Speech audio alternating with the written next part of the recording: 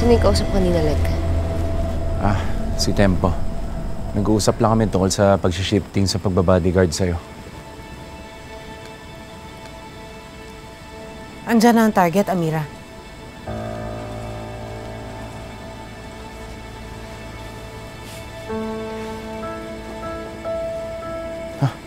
Nilagyan mo yan ng ugat ng mutya, di ba? Masisira yung mukha ni Maxine pag ginamit mo yan sa kanya. Sigurado ka ba dyan? Kumukontra ka ba, Alex? Di ba pumayag ka na sa plano ni Amira? Bakit parang kinu-question mo naman ngayon? Naninibago lang ako.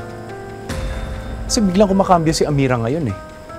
Nung doon kami kila Mang Estong, sinasabi niya na parang ayaw niya na ituloy yung plano niya laban sa Crazy Five at sa mga Tera. Ano nangyari? Nahimasmasan ako. Kailangan nilang pagbayaran ng lahat ng ginawa nila sa akin. At sa mga taong sinaktan nila.